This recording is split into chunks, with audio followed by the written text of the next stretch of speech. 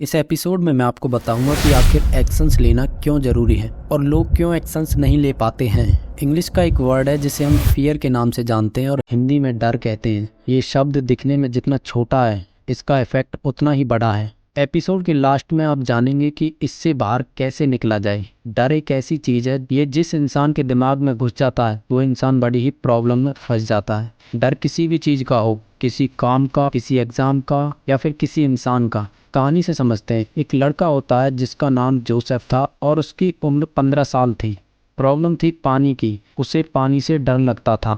उसके सारे classmate school में स्विमिंग क्लास में जाते थे, पूल में तैरना सीखते थे, लेकिन जोसेफ अकेला क्लास में ही बैठा रहता था। टीचर ने कई बार उसे स्विमिंग सिखाने की कोशिश की, लेकिन पानी को लेकर उसका डर जा ही नहीं रहा था। अब कहानी को यहीं पे थोड़ी देर के लिए विराम देते हैं और देखिए कि जोसेफ की तरह आपकी लाइफ में किस चीज़ का डर है जो आपको आगे नहीं बढ़ने दे रहा है। किसी को लोगों का डर है कि लोग क्या कहेंगे, किसी को फ्रेंड्स का डर है, किसी को लक्ष्य का डर है, किसी को फेलियर का डर है, किसी को कुछ और किसी को कुछ चीज़ का डर है। आखिर इस डर का कारण क्या है, चलिए मैं आपको बताता हूँ। डर दो तरह का होता है, रियल और अनरियल, वास्तविक डर और अवास्तविक डर। वास्तविक डर वो डर होता है जब हम किसी काम को करते हैं और उसमें फेल हो जाते हैं, मतलब हमने फेलियर के डर का अनुभव किया। अब हमें पता चल गया कि ये काम कैसा है, कितना स्ट्रगल हमें करना पड़ेगा और इसमें कितना समय लगेगा।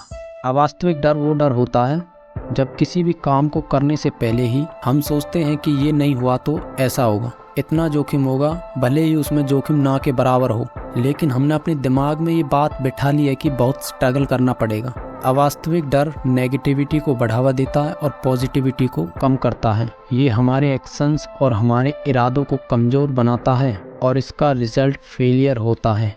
जब भी आप अपनी काबिलियत पर शक करने लगे तो समझ लेना आप गलत डायरेक्शन में हैं। कहीं ना कहीं आपके मन में डर है अपने लक्ष्य को लेकर। अब स्टोरी शुरू करते हैं। जोसेफ का पानी को लेकर डर वैसा का वैसा था। जोसेफ के पिताजी भी स्कूल के टीचर से बात करते हैं और बोलते हैं कि कैसे भी करके उसके डर को ख़त्म किया जाए। अब एक दिन जोसेफ के स्विमिंग टीचर ने जोसेफ को स्विमिंग पूल के पास बुलाया और उसे पूल में धक्का दे दिया। जोसेफ पानी में डूबने लगा और ना तैरना आने वाले इंसान की तरह हाथों को पानी में फेंकने लगा। कुछ 1 मिनट तक हाथ पांव पानी में फेंकने के बाद उसे महसूस हुआ कि वो पानी में डूब नहीं रहा है बल्कि तैर रहा है और जोसेफ के टीचर ने उसे बाहर निकाल लिया। अब अगले दिन खुद जोसेफ सभी बच्चों के साथ पूल में गया और स्विमिंग की। पानी का डर जोसेफ के मन से निकल चुका था और अब जोसेफ के पिताजी और उसके टीचर्स सभी खुश थे। कहानी से सीख मिलती है कि आपके अंदर चाहे किसी भी चीज़ का डर हो, जब तक आप उसका सामना नहीं करेंगे आप डर पर जीत हासिल नहीं कर सकते। आपको मैदान में उतरना पड़ेगा और लड़ना होगा, किसी और से नहीं बल्कि खुद से। लक्ष्य बदलोगे तो पूरा जीवन भटकते ही रह जाओगे।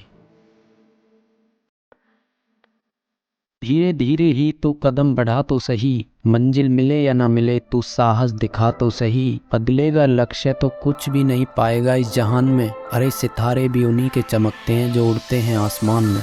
गाइज वीडियो अच्छी लगी तो शेयर जरूर करें ताकि लोगों तक ये इन्फॉर्मेशन पहुंच सके और चैनल पर पहली बार आए तो एक सब्सक्राइब तो बनता है।